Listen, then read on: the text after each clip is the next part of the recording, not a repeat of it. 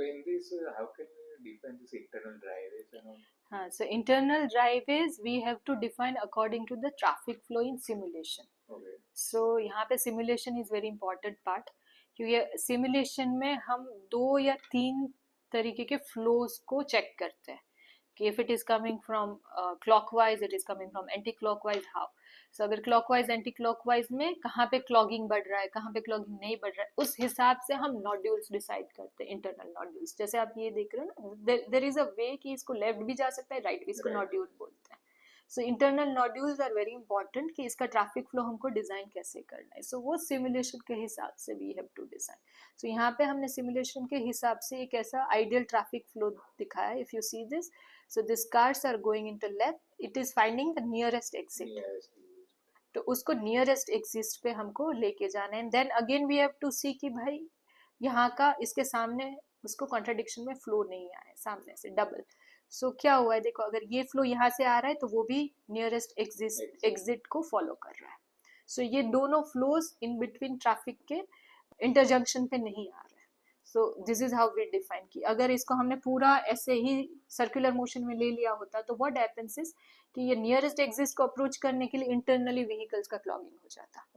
So हमको उसी तरीके से उसके flows design करने हैं कि nearest exit को approach कर पाए, तभी उसका जो communication time है वो हम उसका reduce कर सकते हैं. Otherwise जो traveling time है वो अगर बहुत बढ़ जाता है आपके basement का, that is also a very negative part in bigger size of basements. क्योंकि अगर आप वैसे टाइम सेव कर रहे हो वहां तक पहुंचने में, बट इंटरनल आपका अगर मूवमेंट नहीं प्रॉपरली जा रहा है तो पार्किंग फाइंड करने में या स्पेस फाइंड करने में इंटरनली ही इतना ज्यादा इश्यूज होता है.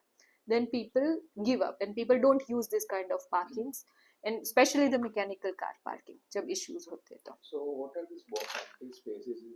हाँ, so we had the another challenge of these empty spaces is what they have put the cutout. The architects have given the cutout for the natural sunlight. Okay. So natural sunlight cutout में क्या होता है, ये through out basements में जा रहा है तो आपको लाइट की रिक्वायरमेंट बेसमेंट में कम हो जाती है बिकॉज नेचुरली लाइट सनलाइट आ रहा है. But the other issue we were facing with this natural cutout is कि इसके साथ आपका मॉनसून रेन वाटर भी जाएगा. सो सनलाइट का तो इशू मैकेनिकल कार पार्क में मशीन्स को नहीं होता, बट जब ये ड्रिपिंग वाटर या मॉनसून का रेन वाटर जब जाता है तो इलेक्ट्रिकल कंपोनेंट्स और मैकेनिकल कंपोनेंट्स को खराब कर देता है. So we advise the architect कि you have to give a good drainage. So यहाँ पे जो रेन वाटर है वो क्लॉगिंग ना हो, क्योंकि अगर रेन वाटर क्लॉगिंग या फिर रेन वाटर अगर सीधा भी मैकेनिकल कार पार्किंग सिस्टम पे गिरता है तो वो उसका लाइफ टाइम शॉर्ट कर देता है और उसके इलेक्ट्रिकल्स में इश्यू और मेंटेनेंस बढ़ा देता है. So we have to check for that too कि अगर ऐसे हमने नेचुरल कटआउट्स दिए तो वहाँ पे एटलीस्ट वाटर गिरे उसका कोई इशू नहीं है, बट क्लॉगिंग ना हो कहीं पे और डायरेक्टली कोई मशीन पे वाटर ना गिरे. So we have given the architect that prompt कि आप उस हिसाब से they have taken good care of that thing कि वहाँ पे कहीं पे भी क्लॉगिंग ना हो और रेन वाटर मशीन्स पे ना जाके गिरे. तो आई शो यू कैसे सिमुलेशन वर्क करता है. So this is a simulation clip of central Vista जहाँ पे एक बेसमेंट से दूसरे बेसमेंट में गाड़ियाँ ट्रैवल कर रही है. So this is a ground, the lowest basement we have. यहाँ पे आप देखोगे ना तो it has a two way of interconnection for the cars कि यहाँ से भी गाड़ियाँ आ रही, यहाँ से भी आ रही. तो क्या हो रहा है, देखो ये गाड़ी यहाँ पे ये फ्लो स्टॉप हो गया क्योंकि ये कंटिन्यूसली चल रहा है.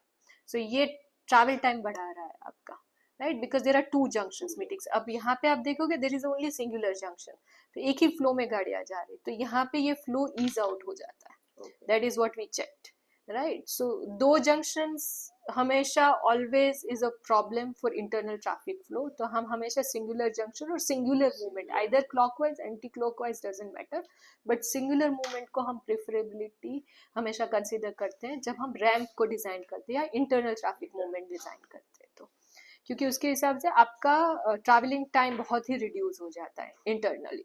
सो आप देखेंगे ना यहाँ पे it is very smooth, it is going very smooth. Every car is going very smooth. And if you see in the last कि basements में से जब ground floor पे cars आ रही है, so also it's a very smooth traffic flow, क्योंकि exit is different, entry is different. अगर इसमें एंट्री और एग्जिट भी सिमिलर होता then it was again a problem कि कार्स को एक दूसरे का अगर विजन नहीं मिल रहा, if they are in the very high speed, then also it creates a chaos and the internal accidents. So ये सारी चीजें when we consider and plan, तो सिमुलेशन में हमको ये सारी चीजों का एंटिसिपेशन मिलता है. सो अगर आप ऑटो कैड पे ऐसे देख के you know if you decide कि नहीं मुझे यहाँ पे 5 मीटर का ड्राइव मिल रहा है तो यहाँ पे मेरी गाड़ी टर्न हो जाएगी, no it doesn't depend on only 5 metre drive. It depends आपके कॉलम पोजीशंस क्या है, ये डिपेंड करता है आपका इंटरनल ट्रैफिक फ्लो क्या है, डिपेंड करता है कि बाजू में आपने कार साइजेस रखी है वो कौन सी की है, वॉल है कि नहीं है. ये सारी चीजें टर्निंग रेडियसेस पे और इंटरनल ट्रैफिक फ्लो मूवमेंट पे वर्क करते हैं. तो आप ऑटो किड में सिर्फ बैठ के ये नहीं बता सकते, आप इतना एंटिसिपेट ह्यूमन कैपेसिटी से नहीं कर सकते कि यहाँ पे इश्यू नहीं आएगा. क्यों नहीं कर सकते? Because if you have taken a reference of one car, the car models are changing every time. तो अगर कार मॉडल चेंज हो गया, उसका टर्निंग रेडियस चेंज हो गया, उसका ड्राइविंग डायरेक्शन चेंज हो गया कि किस तरीके से वो ड्राइव करेगी नहीं करेगी. ये फॉर्च्यूनर है तो उसका turning radius is different.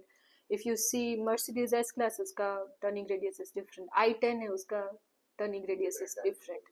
So हर एक गाड़ियों का movement, behaviour pattern, everything is very different. So वो सारी चीजें कैलकुलेट करके we have to anticipate the project, इसके अंदर मूवमेंट कैसा आएगा, राइट. सो वो सिमुलेशन से ही पता चलता है. वो हम 350 से 400 प्रोजेक्ट पे काम कर चुके हैं, फिर भी हमको वो समझ में नहीं आता. कोई ना कोई पॉसिबिलिटीज रह जाती है सोचने के लिए कि ये पॉसिबिलिटी भी हो सकती है. तो अगर आप सिमुलेशन जब हम करते हैं तो हमारे पास सारी पॉसिबिलिटीज आती है, because we work out on all the possibilities together. और बहुत इंपॉर्टेंट पार्ट है कि बेसमेंट जब आपका फंक्शन नहीं कर रहा है तब तक आपको पता नहीं चलेगा कि सारी गाड़ियां जब फुल बेसमेंट कैपेसिटी से कैसे वर्क करेगी. तो सिमुलेशन में वो भी एंटिसिपेशन हम कर देते हैं कि इफ यू हैव 500 कार्स, तो 500 गाड़ी एक साथ जा रही है, 500 गाड़ी एक साथ निकल रही है, तो उसका मूवमेंट कैसा होगा, बिहेवियर. तो आप एक गाड़ी घुमा के वो नहीं ले सकते. So simulation is very important and that is the main part कि हर एक चीज में सिमुलेशन, एंड सिमुलेशन आपको प्रॉब्लम्स दिखाता है and then you have to have your expert consultant to solve that problem. Yes, so that is very important.